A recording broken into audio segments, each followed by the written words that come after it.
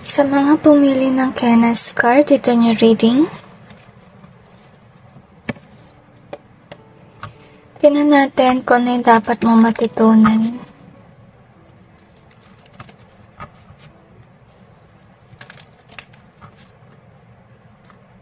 I feel here na you've been rejected a lot of times already with regards sa career.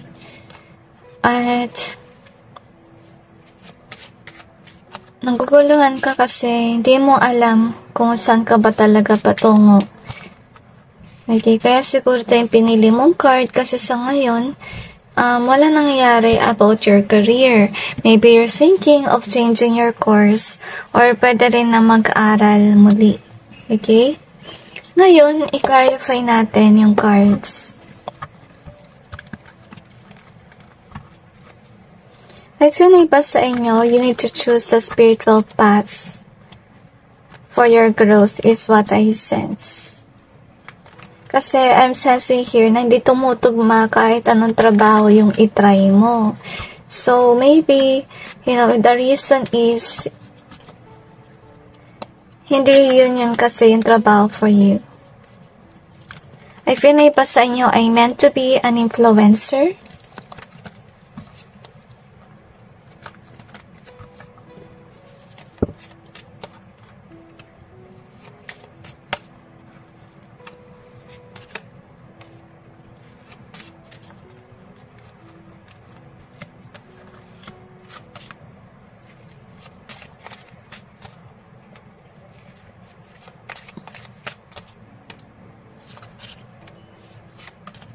I feel na yung reading mo is kinda like about din sa guidance ng Panginoon for you.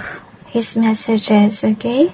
So, gusto nila sabihin sa'yo na kaya wala nangyari sa career mo kasi meron tao sa inyong buhay na nagtatry na kontrolin yung iyong buhay. And I don't know if you're aware about this, but there is really someone, I feel na is somebody na naging parte na ng inyong buhay. This is not a new person in your life. And I'm sensing na yung dapat nyong gawin para mag-accelerate kayo sa career ay magkaroon ng pagbabago sa inyong buhay. Meaning, lumayo ka sa mga tao na nagtatry i-manipulate ka. I feel this is more likely through spell works na ginagawa nila sa inyo guys, okay? So, we also have this one here.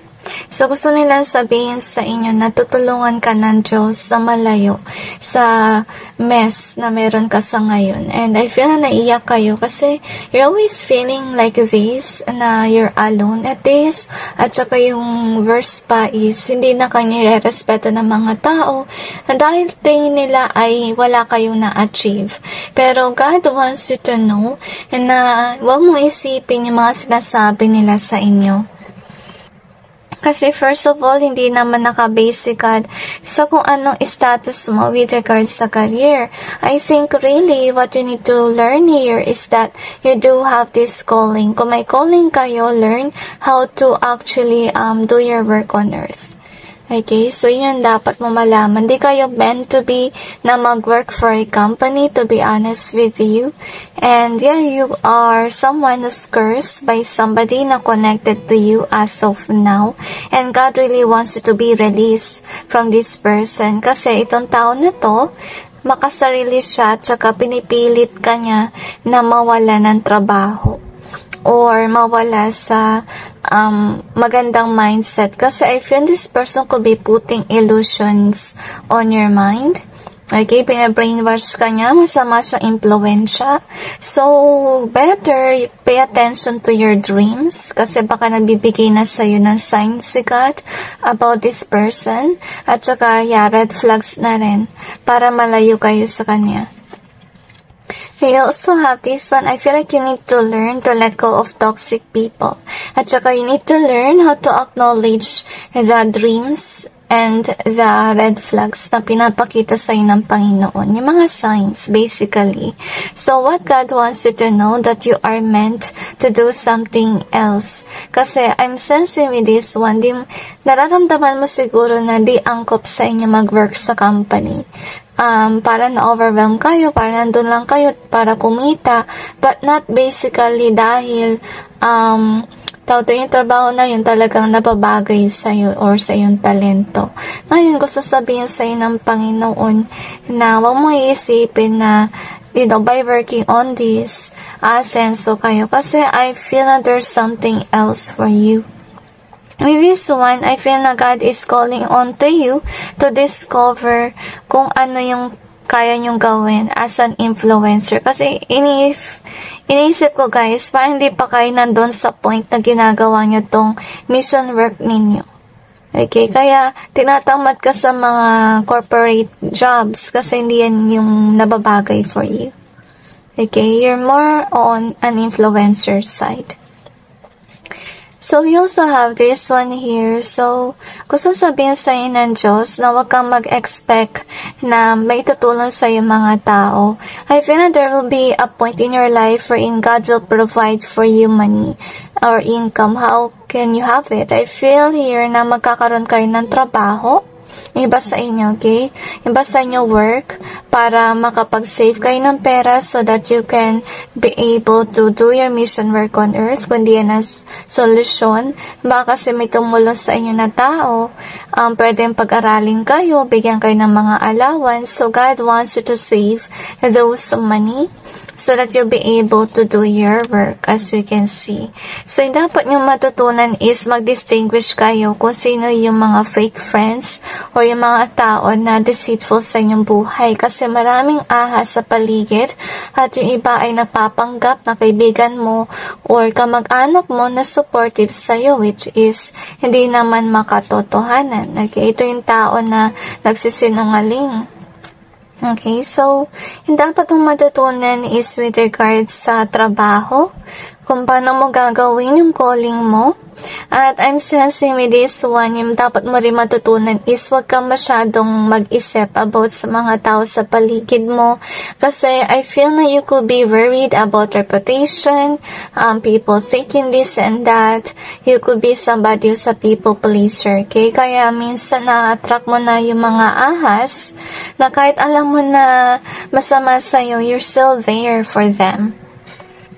You really need to let go of toxic people. That's what you need to learn.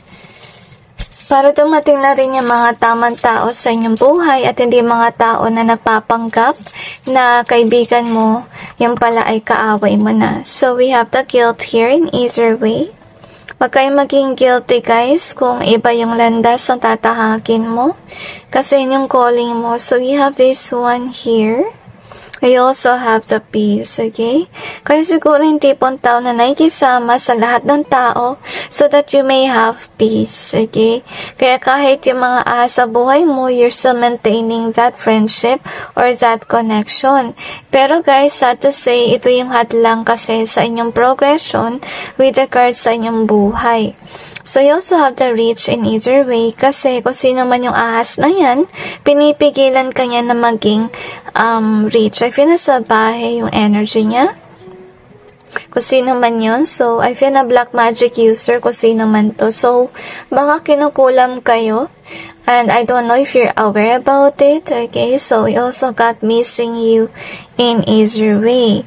Yung masaklap dito, guys, yung mga tao masama na yan, naglalagay din siguro sila ng love spells para, mamiss sila ng mga tao. Tsaka pati ko para maging addicted ka rin sa kanila, kahit naman hindi naman dapat, okay? So, if yun na yung dapat mong matutunan dito is, maalis ka sa ganitong bondage na nilagay sa'yo ng toxic na tao sa buhay. I know that this is not a just person at hindi mo talaga alam kung ba't ka na-addict. Yun ay dahil may ginagawa silang spell work para maakit yung mga tao sa kanila. And with the star being here, so meant to be talaga kayo guys na iba yung landas nyo compared sa ibang mga tao. You're meant to be, na nandoon sa spotlight. Alam ko siya yung iba sa inyo, but yet I'm sensing here that you need to work on with your fear. Kung di kayo comfortable to be out there, then suggestion ko lang, try nyo na hindi nyo pinapakita yung mukha nyo. Pwede rin gamitan nyo ng AI voice kung di kayo comfortable. So, sa mga panahon na you feel na nag-adjust ka na, kaya mo nang i-show yung sarili mo sa mundo, that is the time wherein, you will try step-by-step process para maalis yung iyong takot at magkaroon ka ng confidence na rin. So anyway, tinan natin kung ano pang meron. I feel na you're trying to improve your confidence, guys, okay? So maybe, yung gusto nilang matutunan mo is how to speak in public. How to be more confident is also what I sense.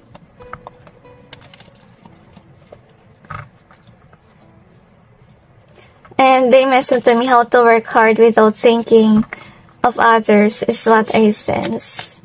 Kasi siguro may mga ahas sa paligid mo, guys, na nagbabother sa'yo. So, I'm sensing na may pagkainis yung energy natin. So, baka kasi may tao sa inyong buhay na talagang panakita niya na umaangat ka, naiinis siya, tapos lalo kanyang kinukulam, or pwede lalo kanyang, I feel na pinapatrabaho. Okay, meron siguro siyang tao na sinabihan na ganito yung gawin niya sa'yo, okay? Anyway, so we have this. So, yung dapat mong matutunan, guys, ay magsimula muli. At huwag ka masyadong mag-trust sa inyong pamilya. Kasi yung iba sa kanila ay ahas or hindi talaga supportive sa'yo. I feel na you will learn how to earn money on your own, as we can see here. At saka na broken-hearted kayo with regards sa work. At I feel na sa kakaywa asenso na natandaan ko tuloy yung message ng Panginoon sa ngayon, may connection dito na kailangan talaga malayo ka sa mga ahas na yan. Kasi, hindi ka aasenso kapag nandito sila kasi first of all, baka ini-influensyahan ka na nila na wag mo i-try yung ganitong work and so on. Parang nilalayo ka nila sa inyong calling. At hindi lang yun, yung iba sa kanila baka nangungulang pa sa'yo. Okay, so what I want you to know is learn to love yourself. Okay, wag ka masyado umasa sa iba na sila'y magmahal sa'yo and so on. Siguro kayo yung tipong tao na clingy sa tao sa paligid. Wag kayong maging ganun forever, okay? Gusto ng Panginoon na maging successful ka.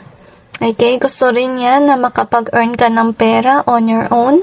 Kasi you need to learn how to survive. Kasi di forever na nandyan yung mga tao mo sa paligid. Okay? Kasi yung pa sa kanila, they're not to be meant in your life. Okay? Hindi ako makapagsalita dito. So, anyway, with regards to this one in reverse, gusto sabihin sa ng Panginoon na umiwas din kayo tumanggap ng offers sa mga tao sa paligid kasi yung iba sa kanila ay ahas at nagka-curse sa inyo. And if you want answers kung sino yung nagka-curse sa inyo, always pray to God for some signs from heaven and pay attention na rin sa red flags na pinapadala sa inyo ng kung sino man yung masamang tao, tsaka yun nga, mga signs ng Panginoon for you. And they want you to know, don't take for granted kung sakaling binigyan kayo ng chance ni God na mag-earn ng money, save that money, okay? At unti-unti, bilhin mo yung mga kailangan mo para sa iyong influencer, future job, kung hindi yung pa yung nagagampanan, okay? So anyway, that's it guys with your reading. I just hope this may give you some insight about your situation and God bless all of you.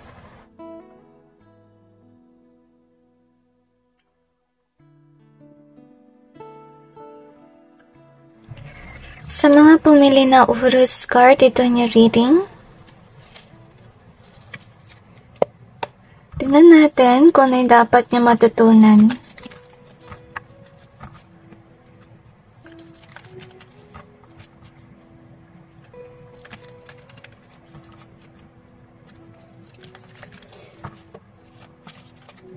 I feel na mainisin siguro kayo sa work at aware kayo na meron kayong anger issues na gusto niyo talagang pagkawalan. So, if ever that's the case, guys, okay?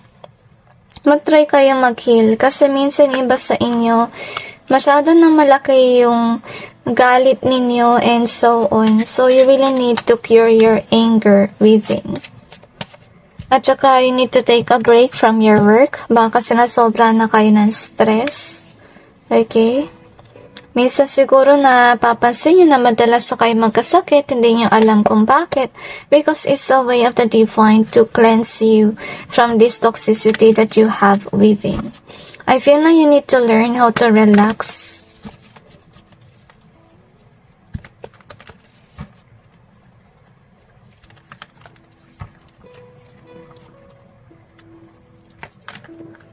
At saka dapat magkaroon muna kayo ng trabaho na lighter.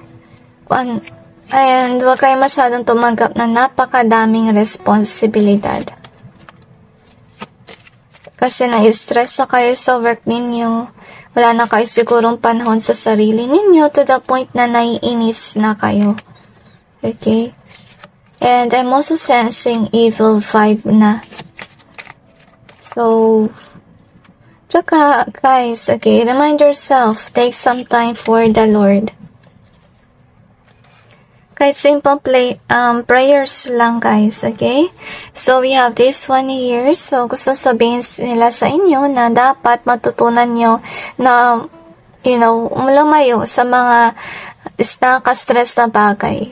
Kasi I feel here na baka umaabuso si boss or mga tao sa paligid, utos ang utos sa'yo, na naka-overwhelm na for you. And I feel that anger issue came dahil na sobrahan ka na. Parang hindi mo na kaya na tanggapin yung masyadong pag-uutos. Okay? So, nangyari niyan, baka nag-bottled up ka ng anger. Kaya, nangyari is, tumindi na yung galit mo. Maybe it's also the reason why kung ba't kayo nawalan ng trabaho or aksidente mong may nasigawan ka or whatever. So, God wants you to know, take some time to heal. Okay? And take some time as well to be closer to Him. Kasi baka nakalimutan mo siya. And yan, know that God is there. Pag kailangan nyo ng tulong, kapag na-overwhelm kayo sa emotions, God is there for you. Alright? So, anyway, yung dapat mo rin matutunan, guys, is actually maghanap na lang kayo ng ibang work. Kasi I'm sensing with the curse, so ito siguro yung pakiramdam mo na yung trabaho mo ay parang curse.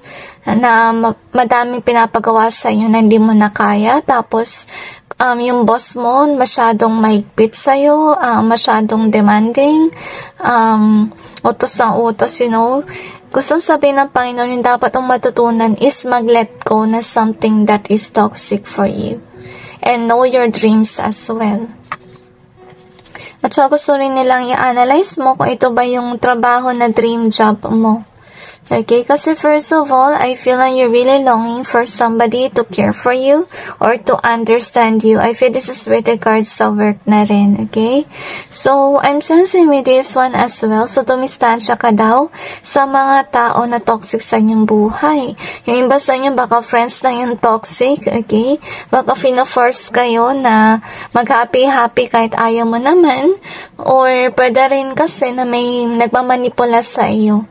Isa sa mga kaibigan mo.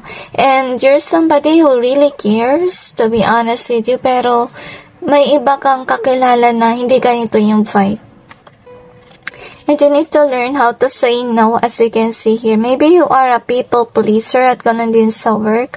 So, ito yung dapat mong matutunan na kapag sa work mo, marami na pinapagawa sa'yo, hindi mo na kaya, you need to learn how to say no. Okay? Kasi, hindi naman masama magsabi ng no kung hindi mo na kaya. Diba? Siguro marami namang employees din doon na pwedeng gumawa ng ganung bagay, but you really have to be authentic. Kung hindi mo kayang gawin yung isang bagay, then why are you holding on to it? Diba? So, I feel like this time around, you need to learn how to care for yourself.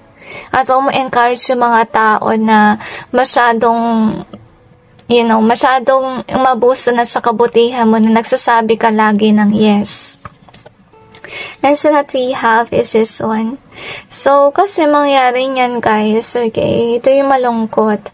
Baka kasi sa kakaabuso ng mga tao sa inyo, baka mag-end up ka na, ma-overwhelm ka na sa iyong mental health. Okay, tsaka huwag mong pilitin yung sarili mo mag-work kung hindi mo talaga kaya. Okay, so, anyway, observe mo rin yung sarili mo na madalas ka na magkasakit. So, you have this one, Urus. So, it just mean na meron ka sigurong boss na push ng push. Na gawin mo itong mga bagay na to kahit di mo na kaya. Or kayo mga tao sa paligid mo, utos ang utos na sa'yo. Kasi yes ka ng yes. So, yung dapat mo talaga matutunan is on how to handle others too. And how to handle your anger as well. Kung nararamdaman mo na yung overwhelming emotions, you really need some time to heal. Kasi baka mag-bottled up yung anger mo.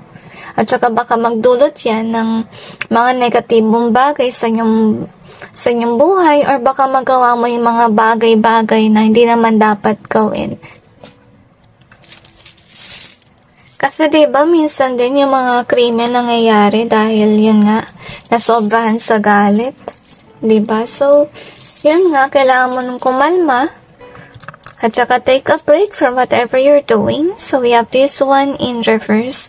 Ito rin yung dahilan guys kung ba't ka hindi umaangat din. Okay, so we gotta forget here. Ito yung masakit.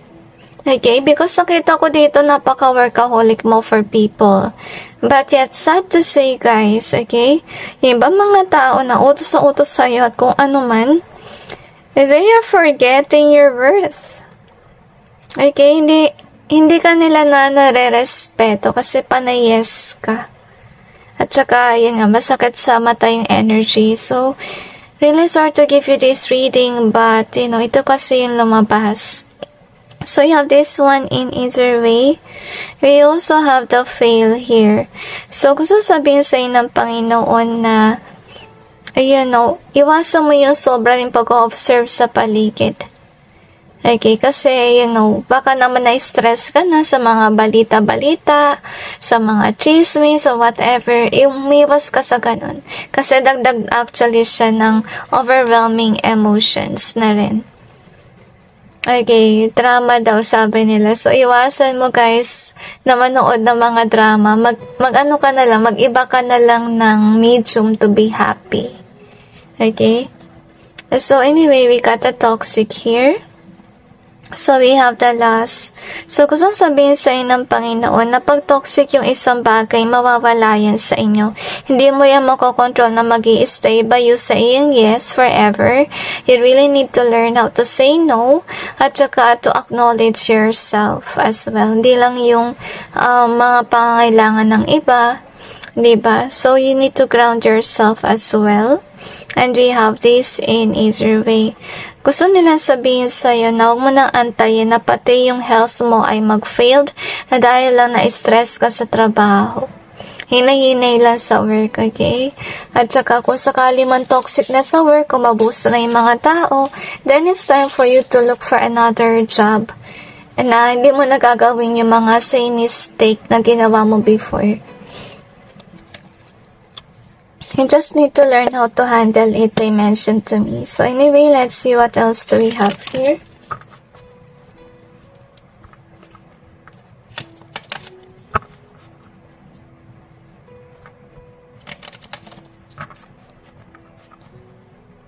Umiwas ka daw sa tao na toxic, sabi ng mga anghel.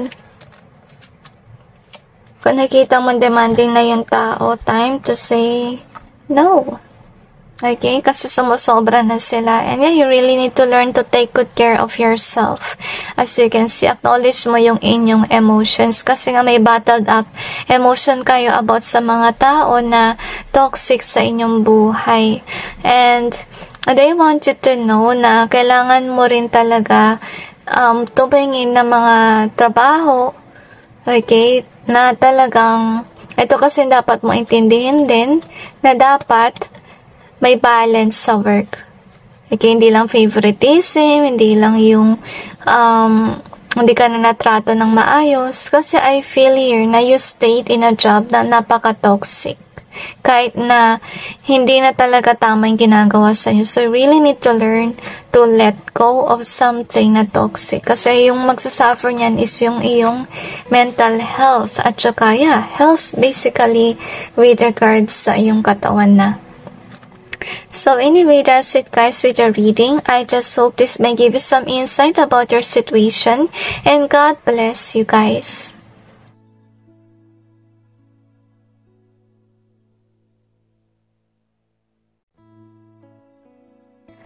Sa mga pumili na suri sa card, ito yung reading.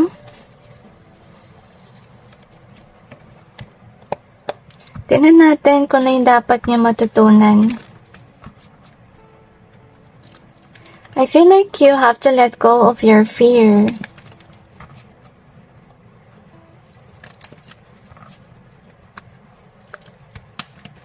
And let go of your control issues is what I sense, okay? Kasi, okay, I feel na kaya gusto niya mag-control ng mga tao kasi ayaw mo maging alone. You really want people to be around you. Kaya siguro minsan dinedemand mo sila na lagi sila nandyan for you. Okay, so they want you to learn how to live on your own or how to survive without these people around you. Kasi remind yourself na itong buhay na to, tinuturuan tayo mag-survive. Okay? And then yung natutunan natin with regards sa COVID, kasi syempre maraming mga tao na nawala sa ating buhay. So that's the reason why sa ngayon kailangan na natin matutunan na bumangon mag-isa. So i-clarify natin yung cards.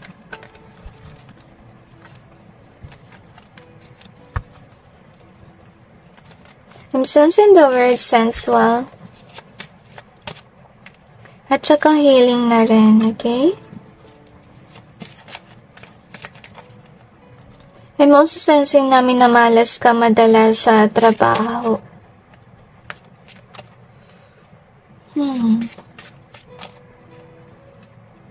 Or maybe you experienced to be belittled on some point in your life. Another dimension. And I'm also sensing third-party situation.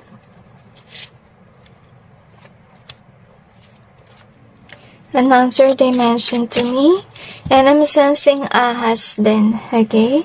So, gusto sabihin sa ng Panginoon na iwasan mo na isipin na dapat hindi ka mag-isa. Okay, kasi with the justice being here, I feel I really need to balance yourself out. At saka, wag ka masyadong umasa sa iba. You really need to learn how to stand on your own. How to be balanced, kasi nasanay ka na may mga kasama ka lagi. As you can see here. Yung masaklap pa dito guys, kasi nakastick ka with these people, yung ibang mga tao na stress sa'yo, kasi they have to take good care of you. You need to learn how to be independent, you need to learn how to care for yourself, kasi ito yung nangyayari na you're demanding others to help you out, to care for you, and so on. So, iwasan mo na maging narcissistic. And learn how to work on your own kasi you do have that capability na mag-work at mag-earn ng pera. Huwag mo masyadong isipin na, yung mga tao sa paligid mo yung dapat na magbigay sa'yo ng pera. Okay, kasi darating ang panahon na baka umalis sila dahil panay ang naging demanding ka na sa kanila or umaasa ka masyado sa kanila. At gusto nilang sabihin sa'yo na ito rin yung sanhi kung bakit sa ngayon you feel like parang walang patutunguhan yung iyong career. Kasi first of all, baka di mo man naranasan na mag-work. Baka like ka na lang umaasa sa mga tao sa paligid. Maybe you're somebody who's actually have a rich family. Okay, at nasanay ka na talaga na mag-independent. So, wag ganun guys, okay? Dapat you have to learn how to work very hard as you can see here and learn actually to save money. Kasi kung ikaw yung tao na hindi mo natutunan kung paano mag-work, mangyari niyan is baka waldas-waldasin mo yung pera ng iba because you don't know how hard it is to earn money. Okay? So, you really need to learn, you need to change for your future. Okay? And I feel na iba sa inyo, baka naman kasi umaasa kayo sa lover mo, ginagamit mo si lover sa pera. Okay? At saka, I'm sensing na na-attract siguro sa'yo si lover because of the reason that you could be pretty or handsome. But darating din kasi yung panahon na baka mainis na siya sa'yo at magsawa na masyado ka naging demanding sa kanya. So, you have to open here. So, I feel na, umiwas kayo guys sa masyadong pagbili-bili. Okay, or pag-browse na mga gusto nyong bilhin. Kasi, darating yung time na ayaw na ni lover na bilhin kung ano man ang gusto mong bilhin, magkaroon kayo ng issue sa pera, dahil sa ugali mo nagwawaldas ka ng pera ng iba. At saka ito rin yung dahilan kung ba't may third party situation lagi sa relationship mo, because yung person, naghanap sila ng tao na babalance din sa kanila. So, we got 2 balance cards here. Ibig sabihin, naghanap na sila ng tao na hindi waldas, yung gusto nila yung kagaya din nila marunong mag-work, okay, tsaka naiyak ka kasi hindi ka na mahal ng inang tao. So, isipin mo rin na dahil din yun sa pag-handle mo ng connection at tsaka pag-handle mo ng pera. Kasi nakaka-toxic na ito lagi yung na-expect mo na dapat yung tao mo caring sa'yo and so on.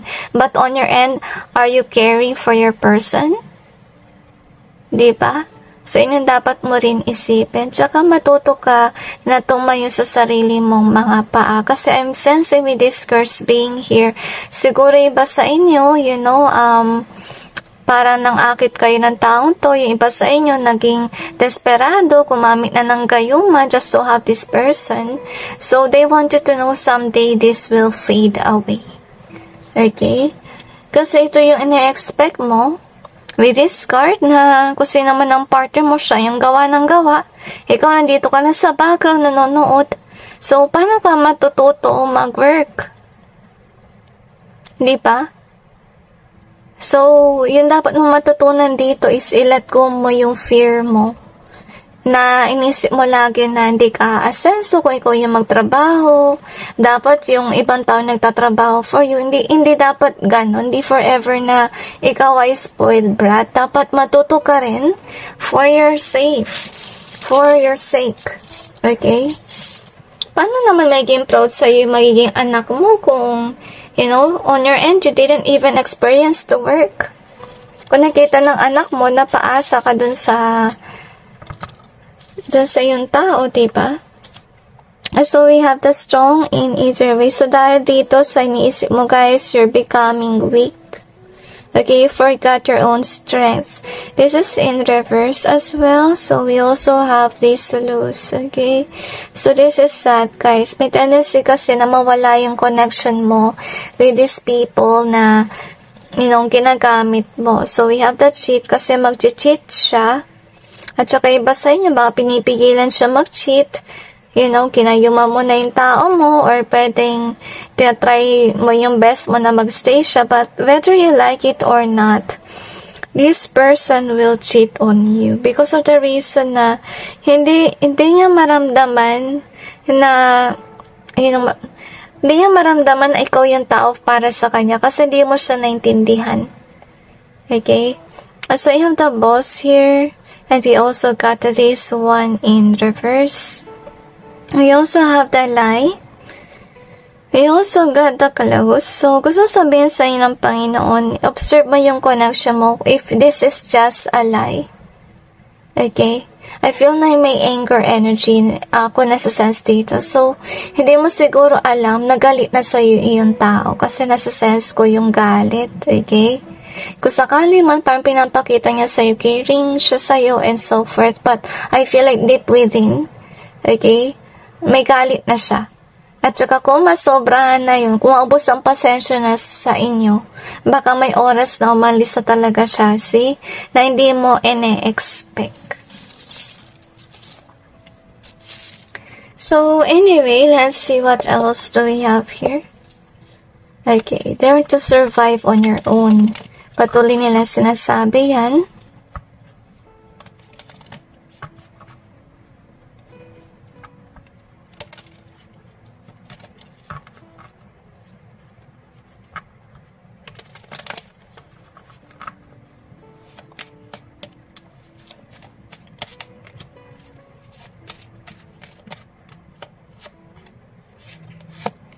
Siguro may mga evil entity na nagpe-play sa iyong mind, na nagbe-brainwash sa iyo na hindi mo kaya. Hindi mo kaya to work on your own kasi nakita ko rin dito. Tsaka yung basta nyo guys, okay? Baka gumagayuma na kayo. Kasi let me remind you, may masama kasi epekto yung mga curses, okay? Hindi lang napapalayo ka sa Diyos, kundi nagkakaroon ka ng evil entity within at yung guides mo ay evil entities na. Kaya madalas ko sinasabi, iwasan nyo yung cursing. Okay? So, these are your cards. So, yung dapat mong matutunan guys, yun nga, wag kang umasa sa ibang tao. I feel na tingin nila sa'yo ay ahas. Na gumamit ng kanilang pera or minahal mo sila dahil sa pera. And they see you as a liar. As you can see here, kaya sila madalas nagagalit at saka nagsasay no na sila. Nawawalan ka na ng grip sa inyong tao. So, yun yung nangyayari, naging rebelde na yung tao mo sa'yo kasi this person never experienced your love at all. Masyado kang umasa sa kanya. Okay? So, break free from this pattern. They mentioned to me, work for yourself. Try to find a job. At saka, magtiwala ka sa Panginoon. Hindi mo kailangan ng curses and so on just to accelerate. You don't need a person just to have money, just to have fortune. You must learn to survive, guys. Okay? Kasi hindi rin actually biro magkaroon din ng asawa at anak. Kasi darating ang time na baka hindi magkasya yung savings at kailangan mo talaga magtrabaho. Okay? At saka, they mentioned to me na hindi na natutuwa yung ibang mga tao na umaasa ka sa kanila. So, siguro yung basta inyo ginagamitan nyo na ng dahas, ng dominancy, just to control your person. Pero hindi din kasi tama yun. Kasi pa nasobrahan na siya ng galit sa inyo. Lalayo at lalayo siya. Kasi hindi mo siya binibigyan ng dahilan ba't kailangan niya magstay. Yung binibigay mo lang sa kanyang dahilan is kailangan niya magstay dahil takot siya sa'yo. Hindi dapat ganun. Okay?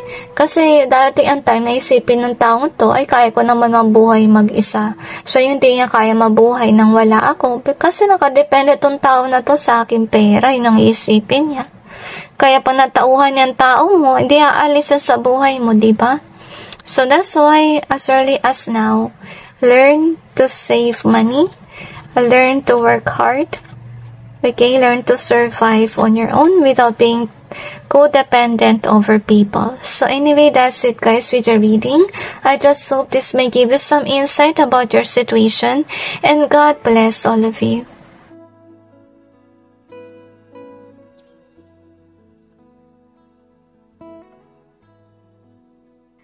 Sa mga pumili ng birth tarot card, ito niya reading.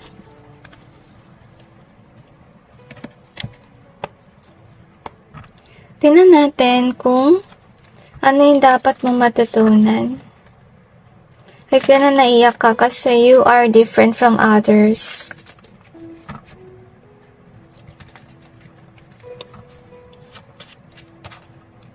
And I feel na you need to work on healing from whatever you've gone through in your life.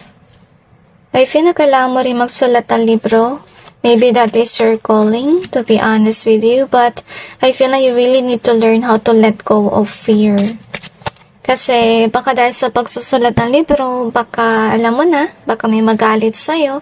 But that is definitely your calling. I think that this is a reading na mag-remind sa inyo about your calling kasi I don't feel that currently you're working on it, okay? Don't be doubtful about yourself. That's what they mentioned too. Kung kailangan yung tumulong kung kailangan nyo ng tulong sa pagsusulat, then God will provide for you some knowledge about it. Iba sa inyo, kailangan nyong umattend ng school to learn how to write a book, okay? Kasi if yan na yung pagsusulat ng libro, guys, kung bibigay din sa inyo ng fortune. And I feel na most of you, you're thinking that you're not used to it, okay? I feel na naiyak kayo. Kasi iniisip mo kung nung iisipin na ibang tao sa inyo by you writing a book, si may magagalit. May idea ka kung anong libro yung isusulat mo, pero nag-worry ka na baka may magalit sa'yo. Ngayon, tinan natin kung anong meron, alright? So, you do have that idea kung ano yung mission mo for this world. Yung hadlang lang kasi dito, guys, so iniisip mo about people around you. Kaya nangyari dito is, hindi mo nagagampanan yung mission mo sa mundo. Kasi maybe you're somebody who is inspired to maybe work with people. But I feel like your calling is more likely to work on your own, as you can see here. Okay, tsaka meant to be siguro na influencer kayo. I'm sase naiiyak ka kasi this is what you're feeling, okay? Na kailangan mong tulungan yung sarili mo, but yet you could be wondering kung meron bang taong tutulong sa inyo with regards sa mission work, but I don't feel that. I feel like you will work on your own. Kasi kung nag-expect ka ng biyaya galing sa ibang tao, I would say na this isn't the one that you're looking for. Maybe they will force you to work somewhere and not to do your mission work. Kaya nangyari dito, guys, is nilalayo ka ng Panginoon sa mga taong ito. Kasi I feel na they will not understand about your calling. Kasi first of all, they learn how to work in a corporate world. At in-expect nila lahat ng tao dapat ganito. Pero may ibang tao kasi na tinawag ng Panginoon para gawin yung kanilang misyon. Ano yung dapat mo rin matutunan at hindi kanila maintindihan kasi first of all, they don't have this experience sa tinawag sila ng Panginoon to do something for this world. Okay?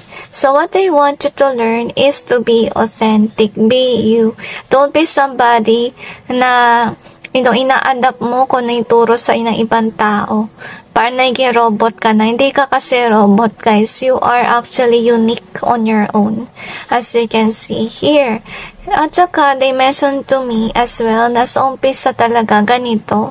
Na may mga tao na magdedemand sa'yo dapat ganito, mag-work ka sa corporate world, dapat ganito at ganyan, kasi iniisip nila ay pera. Okay? As you can see here. Mo dapat isipin yan. Isipin mo na kailangan mong gawin yung mission mo. Kasi, to be honest with you, kung di mo ginawa si mission, forever ka maging guilty in your heart. You will not have a good sleep, to be honest with you. I will share to you an example, okay?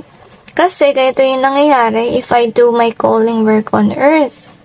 Nangyayari, guys, kapag matutulog ka na, hindi ka makatulog. Bakit? Because they're pushing you to do something, to do your mission.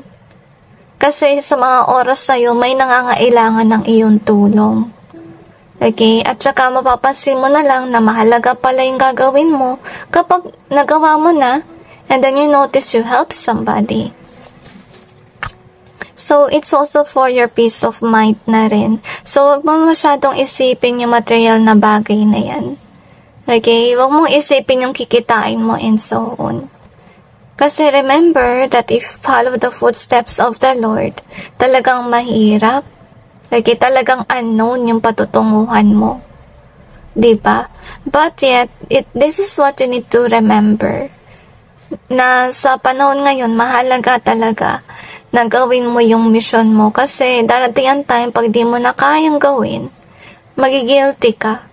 At saka parang ayaw mong may mangyari sa'yo. Kasi first of all, you know to yourself, you didn't do your work. So, yung dapat mong matutunan is wag mong masyadong isipin yung materialistic na bagay. Huwag mong isipin yung sasabihin ng tao sa'yo because you're really meant to be out there. Iba sa inyo, hindi lang sa pagsusulat ng libro yung dapat nyong gawin, kundi dapat ay mag-influencer din kayo.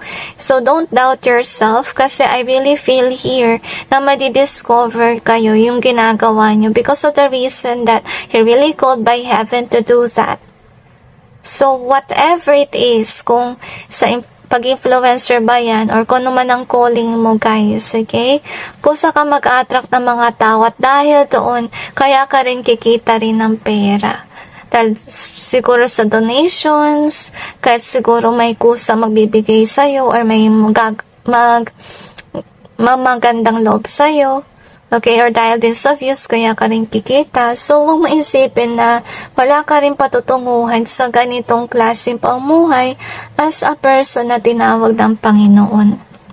So, we have this one, birth rose. So, ibig sabihin lang nun, guys, talagang parang fortune or parang di mo alam kung ano mangyayaring susunod kapag, sinunod mo yung gusto ng Panginoon. So, umpisa lang mahirap yan na masasabi ko. But once that you get to it, guys, you will be able to actually, parang isi-isi na lang sa'yo. Okay? So, wag kang matatakot. Wag kang ma-stress. Umpisa lang. Ganun naman lagi, diba? Pag, it's your first day at work, kahit sa schooling na rin, nangangapa ka pa, syempre mahirap, diba?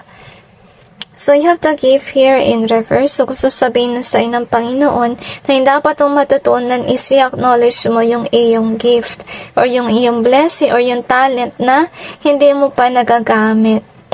So, you have to feel here in easier way. We also got this book. So, kailangan mo nga matuto kung na yung calling mo, pwede magsulat ng libro or pwede rin na how to be confident, how to talk or speak out there, to be honest. So, we have the phoenix in reverse. We also got the curse in reverse. We also have this one in either way. Ibig sabihin lang nun, guys, okay? I'm not sure if you observe about your life, pero naranasan mo kasi na stagnant yung iyong career. Kasi first of all, guys, you're not really meant to work in this corporate world. You're meant to be an influencer. Okay? So, kaya saka lang magkakaroon ng changes or ng phoenix sa iyong buhay kapag maalis ka na, hindi ko naman masasabing curse sa proseso na meron ka sa iyong buhay na lagi na lang corporate world ang nasa isip mo. Kasi you really meant for something greater than this. I feel na iba sa inyo calling nyo ay malayo kayo sa kung saan kayo nakatira sa ngayon. Just to have a peace of mind, I love you is in reverse here and we also got angel. So, ito yung kinakatakot mo, guys. Your fear is that you will not be loved by others because of what you're doing. Kasi nandito rin yun. Okay, so wag kayong matatakot, guys. Kasi kahit nasabihin natin na may mga haters na ayaw ng ginagawa mo, there's still some people out there that will watch you.